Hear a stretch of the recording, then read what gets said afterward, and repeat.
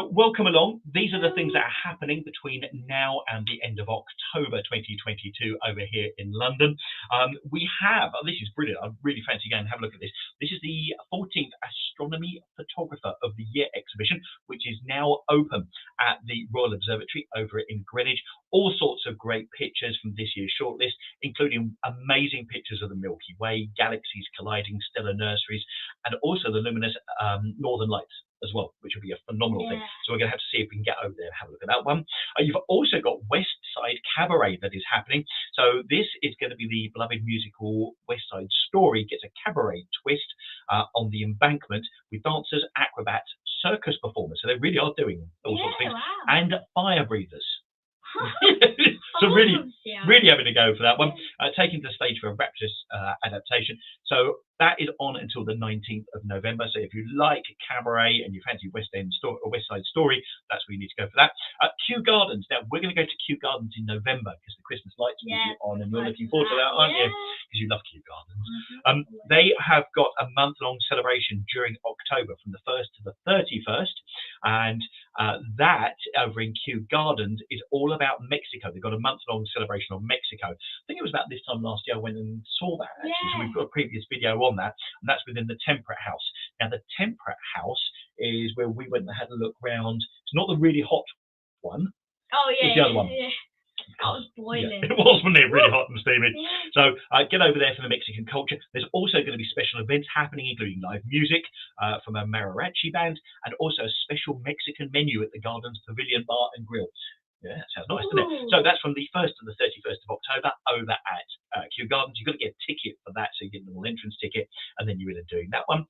You've got the Streatham Free Film Festival. Anything with the word free, we absolutely love, because it just proves you can come over here to London and you can do all sorts of things for free. So this is over at Streatham. It's got its own film festival. Screenings go on at venues around the area, so you just need to sort of Google that one, and all sorts of things happening. Just go to the website, you'll see that. That is free until the 5th of October. So that's just over a week. You've got Stories from Enfield, which is the outer courtyard at Forty Hall, which is hosting the Stories of Enfield travelling expedition. There's 13 different stories from Enfield's past, including the lost Tudor palace of Eiling, and also the Bangladeshi migration, the famous poet in Palmer's Green, and Forty Hall Vineyard. Oh, oh! You had me at Vineyard. That is now open, and that is until the 11th of October. Once again, Google that one. Free exhibitions. If you fancy free exhibitions, you just head straight over to Canary Wharf. So easy to get to. It's on the Elizabeth line. It's also on the Docklands Light Railway and also the Jubilee line as well. So nice and easy to get over there for that one. But there's a couple of exhibitions happening. There's one called Scale Matters, which is a series of paper installations, and that's in the lobby of One Canada Square. So if you're going from the underground station, that's underneath the massive Canary Wharf building, and you can just walk in there and have a look at that one.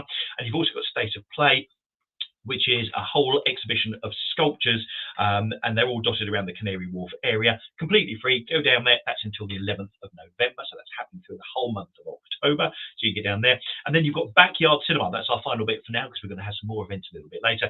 Backyard Cinema, the mystical train journey towards the top of the world, is what we're promised at the Backyard Cinema autumn season, which begins on Saturday, so there's this Saturday, the 1st of October, until the 15th of November, and they've got all sorts of things. It's over in Wandsworth, and when you go to the cinema, you sit on giant beanbags, so it's really comfy. Can you imagine that?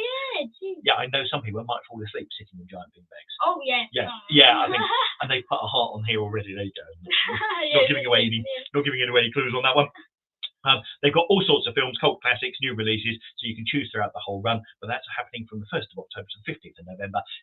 Grab your giant beanbag now. Yeah, comfy. Excellent. Think about luxury. Ooh. Well, now we have 10 of London's most Instagrammable, I never knew that was a word, but I think it can be, cafes. So get your phone ready and selfie. There you go. and get your phone ready and get ready to snap some of these most Instagrammable cafes. We've rounded up the most Instagrammable ones. So first, we've got the Anya Cafe. Launching a cafe when you're a luxury lifestyle retailer perhaps isn't the first thing on your agenda, but that didn't stop Anya Hindmarch from launching the Anya Cafe. Thank you.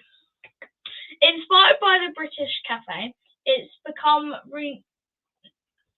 Renowned? Yeah. Yeah. For its picture-perfect cafes and adorable packaging. It's at Pond Street, and for more information, visit www.anya. It's hard because it's joined up. Thank you. That's right. .com. Next, we have the Monocle Cafe, and it is a cute monochrome exterior, and it makes perfect backdrop for any Instagram story setting. Pair that with a cup of coffee, topped with latte art, of course, and perfect pastries. You've got an Insta recipe for success. It's 18 Chiltern Street, and for more information, visit www.cafe.monocle.com. And then we have the Jimmy Choo Cafe. Ready for the pinkiest pop-up of all? Jimmy Choo has launched a pop-up cafe at Harrods this summer, and it's every bit as exciting as it sounds. It's open for a limited season. The cafe is sprinkled with an excess of pink, serving up logo-leaded treats, light bites, and JC dusted coffee. Expect dishes such as mini Victoria sponge cake, chocolate raspberry mousse cubes, and strawberry eclairs. That just makes me hungry. Oh. It's the 5th floor at Harrods, and for more information, visit www.harrods.com. Right, so here's a promise. I've got a picture of it. So when we went and filmed the Christmas decorations at Harrods, I went up there and I saw it. And I've got a picture of the Jimmy Choo Cafe, and it looks amazing. It's the top of the Egyptian escalator. So we'll put that on over the next week or so. We'll put that on the community and on our social media as well, so you can see that. Fantastic. So we've got some more Instagrammable cafes coming up. Later. A little bit later. Wonderful. And also a great one to Licky Licky. I think it is. Fantastic. Welcome. Great to have you here. We'll come back in a minute. It is. We'll come back and have a chat to you in a minute. Right. So London Visited, what's happening in October. So we've got the next one of these, the next live stream will be on Wednesday, the 2nd of November. That'll be at 8 p.m. But videos coming up in October. We've got loads of videos coming up, but they will also include Christmas at Fortnum and Mason, because that's coming this Sunday. We'll also have Selfridges with Christmas as well.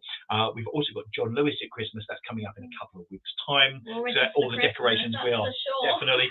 We've got walks across London as well, and also we'll be featuring the 4th Plinth over at Trafalgar Square. So all sorts of things. We've got videos going live, which go live every Sunday, Wednesday, and also on a Friday as well. And if there's anything that you want at all, just message us, nice and easy, on social media, London Visited, or on the community. Just let us know. But make sure, if you're subscribed to the channel, you've got your notification bell so you don't miss a thing. Because I've got a funny feeling with so much coming up, we might be putting extra videos out. So you never know when they're going to come. Halloween. Absolutely. Everything's going on. Yeah. Now, also, if you love the history of London, you'll love our podcast. So don't forget to get onto a podcast, put in London Visited. You'll find us. We've got 130 episodes now on the history of London, and we're growing every week. So they're released every Wednesday. So join us for that. And also, very recently, we did a walk around Buckingham Palace where we talked about Constitution Hill and Birdcage Walk and the history of those, which is quite incredible, actually. So whatever you do on there, so that's on Apple, Spotify, Google, you name it, wherever you get your podcasts, we're there. And also we've got the community feed every single day, so you can get involved with us on the YouTube community feed. Alternatively, we're on Twitter, Instagram, and also Facebook. Just put in London Visited, you'll find us there. It's nice and easy. Excellent. Well, so now we have some more Instagrammable. Yeah, that word is very difficult. But yeah, we have more Instagrammable cafes. Next, we have L&N, arguably the most Instagrammable place in the town. L&N. There's always a queue there. Is there? Wardour It's Street. like It's next to Snowflake. Yeah. That's where it is. It's next to Snowflake. It's like all those ice cream shops. Yeah. Because they're so gorgeous. Yeah. And so L&N has been flooding our socials for longer than we can remember. Mm. It might have something to do with its insatiable flower. Insatiable, yeah. Could be. Sometimes I don't know what words are. And love heart-coloured walls. L&N, E and L-N. Yeah. No. E-L-A-N. Typo, I think. Or something like that. Yeah, started out on Park Lane and quickly became the influencers' hangout of choice, thanks to housing more pink than you'll find in Elton John's walk-in wardrobe. Seriously, the walls, floors, pink. The ceiling, yes, green. No, I'm joking. They're pink too. And they quickly over the spots and Selfridges, Oxford Street, the Knightsbridge Estate, and more. So yeah, it's in various locations. And for more information on where it is, visit www.elnlondon.co.uk. Right, and next we have Eubane. Yeah, that's it. Eubane. Yep. Hay fever sufferers will want to go to Eubane in Selfridges for very convincing canopy of lilac wisteria, comfortable tables, and tempting French-inspired menu. Bonjour. Very nice. Bonjour. Put on your best shoes, as their floor tiles are just as snap-worthy as floral features. With multiple locations dotted around the city, head down to a dreamy brunch, latte art, and catch-ups with the girls. It's at various locations, and for more information, visit www.Eubane, just so you know, because my pronunciation is nice, .co.uk. And we've got even more Instagram coming up. Wonderful. Right, so since we've done our last live stream at the end of August, we've had the passing of Queen Elizabeth. So we now have a new king, King Charles. Now, what we thought we'd do is a sort of a tribute, is just go around London and have a look at some of the places which are named after her. Some of them you'll know about and go, oh yeah, actually that's why. But others you may not. So let's have a quick look. So we're going to start having, I've got 10 different places. You've got Queen Elizabeth Olympic Park. Now we've been to that quite a few times, but actually most people just know it as sort of the Olympic Park, but the official title is the Queen Elizabeth Olympic Park. It's 560 acres. It's probably the largest thing in London to be named after the late Queen. Yeah, it is. It's really nice. Did you know it's actually bigger than Hyde Park? Really? Yeah, Hyde Park is massive. It's also bigger than Regent's Park. Plus, of course, it had the 2012 Olympic Games there because you've got the stadium. You've also got the Orbit, which we went up recently as well. Yeah. You've got the Velodrome. You've got all sorts of stuff. It's a fantastic place to go. Great for entertainment as well. It's got some lovely restaurants, so it's just one of those fantastic places. So you've got that. You've got the newly opened Elizabeth line as well. Yeah. Which we ping around on. Only opened in May by the Queen herself. The line actually runs from Reading all the way out to Abbey Wood or to Shenfield, and very, very soon they're going to open up the whole thing so you can go straight across central London on that. You've got the Elizabeth Tower. Do you know what the Elizabeth Tower is? Elizabeth Tower? Yeah. Big Ben. What? It's actually called the Elizabeth Tower. Now, Big Ben is the name of one of the bells, and it's called Big Ben because it's the name of one of the bells that chimes.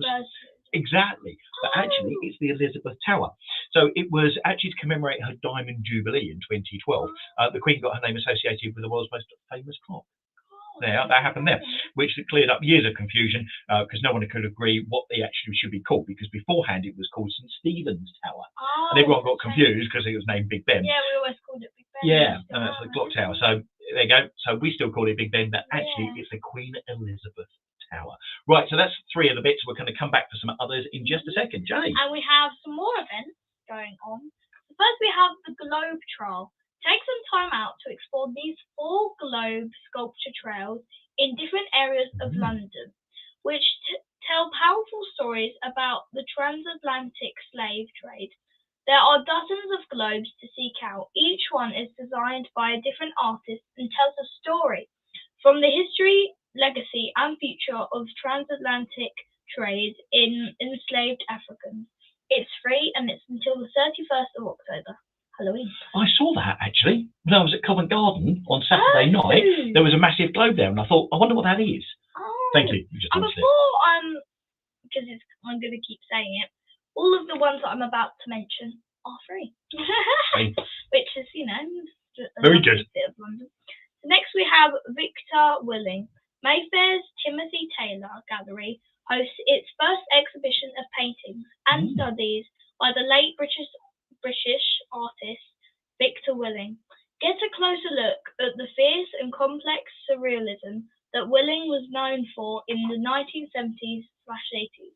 When he returned to England after living in Portugal and began to experience hallucinatory visions. It's free and it's until the 5th of November. So a while to get on there. Next we have the Fireworks Queen. night. Oh yeah. Yeah. October fireworks night. Ooh. Next we have the Queen. South Bank Centre pays tribute to its patron, Queen Elizabeth II, with a free display. A garland for the Queen looks back as the late monarch's links to the venue, including the naming of the Queen Elizabeth Hall and a coronation fashion show, and it's until the 9th of November. And then we have more free exhibitions. Head over to Canary Wharf to see not one, but 2 free exhibitions currently taking place there. Scale Matters is a series of paper installations by Angela Glashka. Placed in, I always get some difficult pronunciations. Placed in the lobby of 1 Canada Square. And State of Play is an exhibition of contemporary sculptures on the theme of playing dotted through the Canary Wharf area. It's free and it's until the 11th of November. And lastly, we have the Van Cleef and Arpels luxury jewellery brand. Van Cleef and Arpels is the subject of new design museum exhibition. 100 pieces from the collection are on display alongside archive documents which offer an insight into the company's skilled use of precious materials. It's free and it's until it's on the 23rd of September to the 20th of October. Ooh, so for a while. Yeah, it's quite a while. Excellent. Right, I'm going to go back to one of those things because you're talking about the South Bank and the Queen exhibition they've got on there. So we're going to go back and have a look at the other bits which are named after the Queen around London, because you've got the Queen Elizabeth Hall, which is over at the South Bank. So there's lots of exhibitions, etc., that happen over there, right by the National Theatre. We've got a fantastic walk that goes past there. So if you want to have a look at one of our previous videos where we walked from Westminster to Tower Bridge on the South Bank, and there's also the queue where it's the venue for the queue where everyone stood to go and see the Queen laying in state as well. So actually, if you want to see where people were queuing, watch that video, because actually that covers the route as well. But it goes past the South Bank, the Queen Elizabeth Hall. You've also got the Queen Elizabeth II Great Court British Museum. So there's a part of it called the Great Court, but actually it's called the Queen Elizabeth II Great Court, part of the British Museum over in Holborn, which is the amazing bit under the glass roof. So if you've seen pictures of the British Museum, it's just an amazing sculpture where it sort of goes round and the glass sort of drops down. It just looks absolutely incredible. And that was over by the Queen in the year 2000. Another thing that you've got is over at Buckingham Palace, you've got the Queen's Gallery. Oh, yes. Someone's gone there. Yes, we've been there, haven't we? It's lovely. It's amazing. So this is attached to Buckingham Palace. If you get to London and you get a chance to go and see it, it's something ridiculous, like really £5 to go in and go and see the collection of art from Buckingham Palace. And it's attached to the side of Buckingham Palace, and it's 3 big rooms. But wow, they give you a guide. So that's also fantastic, worth having a look at. Over at Kew Gardens, they've got the Elizabeth Gate. So majority of visitors actually come through the Victoria Gate, which is what we normally go through. But one of the exterior gates going around the outskirts of Kew Gardens is called the Elizabeth Gate, which was set up back in 2012 to mark the Diamond Jubilee. You've also got the Queen Elizabeth II Pier over at North Greenwich, where you can get a boat from by the side of the O2. So when you're travelling there, that's also called, which is great. You've also got the Queen Elizabeth College in London, which is all part of the University of London, which is the ladies' department of King's College, which originally opened in 1885, but it was rebadged the Queen Elizabeth College in the coronation year, way back in 1952. So part of that. And the final part is you've got the Queen Elizabeth Terrace over in Morden, which is a more recent Elizabethan name check back from 2019, when the Queen opened a new housing development for the Armed Forces veterans in Morden over in South London. And one of the blocks was named the Queen Elizabeth Terrace in her honour. Not only that, you've got lots and lots of Jubilee stuff as well, from the Silver and also from the Golden Jubilees, and some of the walks that we've done are part of those as well. So we're going to cover some more of those in the coming months. So we've done a few of those walks. So Queen Elizabeth II Jubilee walks. There you go. It's also interesting what's been named after. Yeah. So now we have some more Instagrammable places, cafes. First we have Peggy Porsche. Yeah. That It's very nice. has been a stalwart feature on Instagram since day dot, thanks to its pink hued interiors, beautiful cakes, and floral field entrance. For the flower lovers, this is of the most floral venues in London, with ever-changing bouquets, I was about to say banquets, hanging outside in pastel colours. It's in Chelsea/Belgravia. Yeah, that's it. And for more information, visit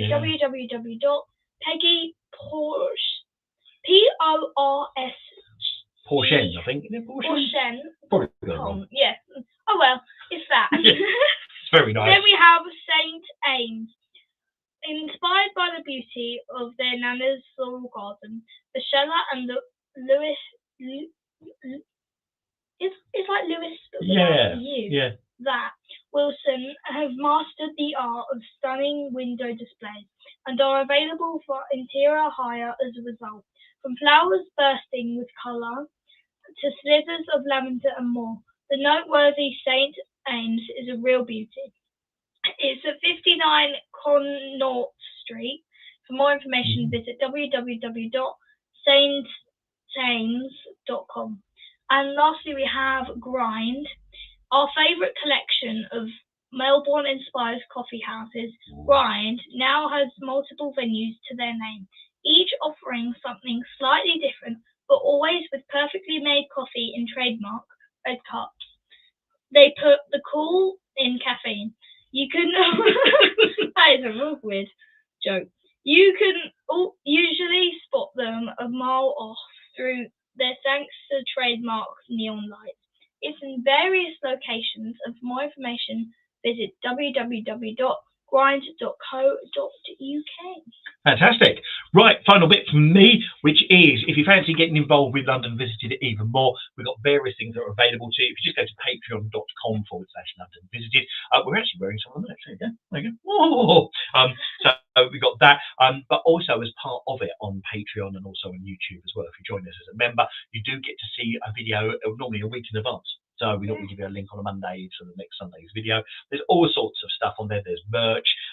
There's all, you get your naming credits as part of it as well, all depending on the different tiers. So patreon.com/London Visited, or just go to join us on YouTube by the subscribe button, and that will give you more information on all the different tiers. Yeah, see our faces in the video. And we've got memberships for anything from £1 a month all the way up to £10 a month, depending on what you fancy as your benefits. Lovely. Join us. Right. And then Jay. we have the last lot of Instagrammable places. We have Biscuiteers. Not only does Biscuiteers sell a wide range of mouth-watering biscuits, just look at how adorable these Mr. Men ones are, cupcakes and macaroons, but the outside of the boutique will have you rushing in front to pose with a pic. The black and white exterior notably stands out against the red brick row, making it one of the most recognisable cafes in London. It's in Notting Hill/Battersea, and for more information, visit www.biscuiteers.com. And lastly, officially, we have Attendant. It's it's not every day you walk into a cafe and you're greeted with the urinals. But then again, it's not every day you grab a coffee or brunch at Attendant's Victoria branch. So it used to be a bathroom and a toilet, and they changed it into a cafe. It doesn't stink, don't worry. No. They just make really good coffee. They do, don't they? And it's on Folly Street. And for more information, visit www.the-attendant.com. I was going to say underscore. So we hope you enjoyed this video for everything in October 2022, going on in London, by the way. And we will see you soon. Yeah, see you at the beginning of November.